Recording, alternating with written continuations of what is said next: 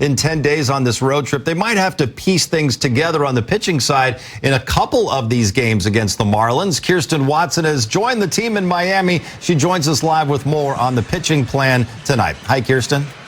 Hi, John. Well, just focusing on this one, and Ben Kasperius, he has been that guy to take down the bulk of the innings. That continues to be the plan for this one today. But there is going to be an opener. Dave Roberts hinted at it last night, but he confirmed with Jack Dreyer, and he talked about why he decided to go with him instead of Ben Kasperius just having to start today. I think with Jack, he's done it before. We just feel that it gives Ben the best chance to chew up the most outs. We're in a good position in the pen, but yeah, to have Jack start and Ben follow, we feel good about it. And I know after Ben's last performance, you had talked about just the thought of potentially looking to stretch him out anymore. Last outing was at 54 pitches. Is there some consideration with that and continuing with that buildup, or do you feel just he's in a good spot and naturally he will build up with each outing? I think he's in a good spot. I think for tonight, I feel good right around the 60, 70 pitch mark, given his rest, the buildup. So kind of 60, 70 pitches, I feel really good. You kind of keep him in that mode for the next time around if you're going to need him again? I think so, yeah. I think for the short time being, that's kind of where he's going to be. I'm excited. I think we're all excited. He's such a good kid. And so for him to get his first major league start, I think we're all excited, his teammates. And, you know, we saw a little bit of last night what he can bring as far as the athleticism, the speed. And so to get him a start, second base, and take some at-bats, it's exciting. Does watching what he did in the ninth inning last night make you think that's a unique weapon we don't have? Maybe it'd be worth keeping him around just for that, even if he didn't play that much. Yeah, it's certainly a thought. I think with Hae-Sung, with young players, there's always that dynamic of what in the short term can help the ball club. And certainly his skill set plays to that.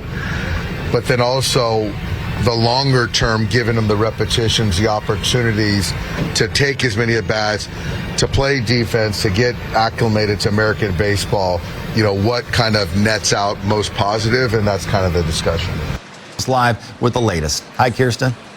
Hi, John. Well, as much as Tommy Edman was placed on that injured list over the weekend due to that ankle injury and that ankle inflammation last week, he's continuing to progress in a really good direction. Today, he was in the cage. Yesterday, Dave Roberts told us that he was on the elliptical. He hasn't started running just yet, but that'll be the next step for this progression. But as of right now, it doesn't sound like that there's going to be a plan for a rehab assignment. He's hoping that he can just step back in. So by taking grounders or hitting in the cage, he's making sure to keep his timing and his body in a good spot for when that ankle is healed and he can return.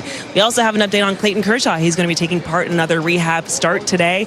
He's not eligible to come off of the IL until mid to late May, but the fact that he continues to progress in a really good direction, especially with, of course, the news of Blake Snell, as well as Tyler Glasnow on the IL with those shoulder information. So hopefully we can get Clayton Kershaw back here sooner than later and in a healthy spot. And considering that the team is in a 10-day straight game stretch, finding ways to get guys kind of off their feet is going to be a really important one. Whether it was flying in really late last night, the late start in Atlanta over the weekend, sleep is definitely a big priority for the guys as of right now. So Dave Roberts did say that guys are going to have a little bit of time here and there. So for tomorrow, Mookie Betts is not going to be in the starting lineup. Dave Roberts wants to give him a day. He, of course, likely will be available off the bench. There's been some talk for Freddie Freeman. There's been like that for him. But I think it does sound like Dave Roberts was saying if there's opportunity for just kind of a blowout game or of the sort, similar to what we saw against the Marlins back in Los Angeles, getting guys off their feet late in the game is absolutely going to be an option to keep everyone healthy for this road trip, guys. All right, that's something they were able to do in 2 of those 3 games against the Marlins last week at Dodger Stadium. Blowout wins got some of the guys off their feet. Kirsten, thank you very much. The last time the Dodgers were in Miami,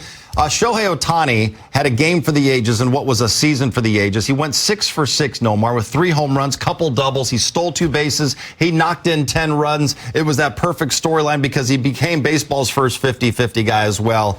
One of the best offensive games in the history. Yeah, that was pretty impressive. Anyone can knock in 10, but anyway, but that's the second thing. I'm just kidding. With 3 balls. At the same time, no, obviously, it was just such an impressive season. That was such an impressive game. And not only has he had 6 for 6, let's not forget, too, he was able to win the World Baseball Classic there as well over the match. So good memories, great memories. But the success he's had in this stadium, you know what this tells me, too, as a hitter, is that, one, you see the ball really well. So you are comfortable in the batter's box. Those things. And when you go into a stadium and you have that confidence, man, the other team is like, yeah, I know, but he's in home ballpark, but you know that he's feeling pretty good there. So you know those numbers as well. So hopefully the success at that stadium continues because, man, that stadium right there, when you look at it, it's not a small stadium. He makes it look small. And some of those home runs at the second deck, I was like, somebody on that base, especially that swing. And I worked a couple days before that, and I said, John, I'm sorry, he's going to do it against my fighting fish. And he did. He was getting his foot down.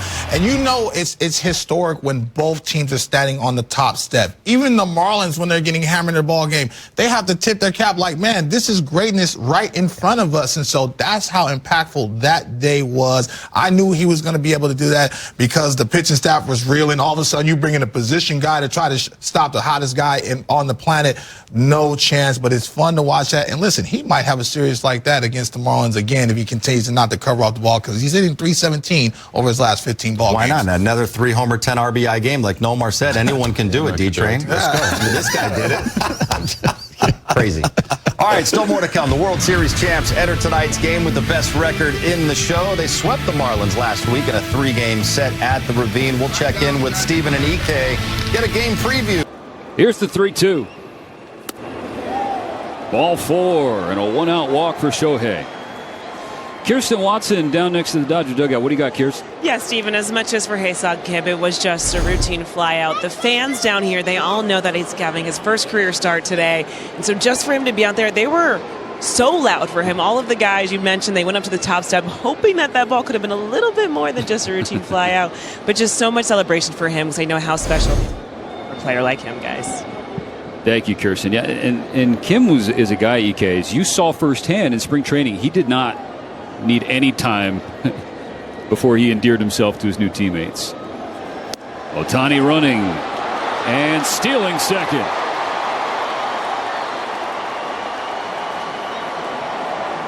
Tenth stolen base of the season for Ohtani. All right, so what do we need? One more bag, 3 home runs, a couple doubles, 10 RBIs, and we're well on our way.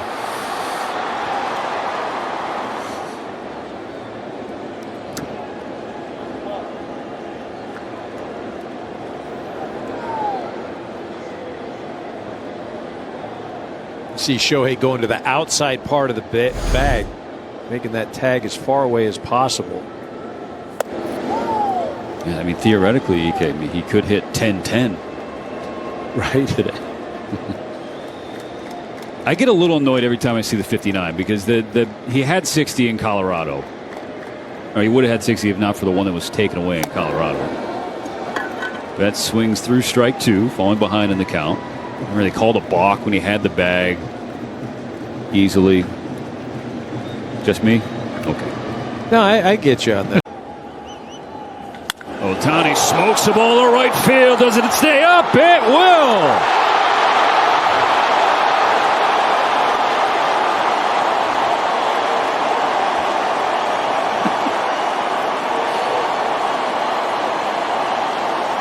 Second 2-run blast for the Dodgers today.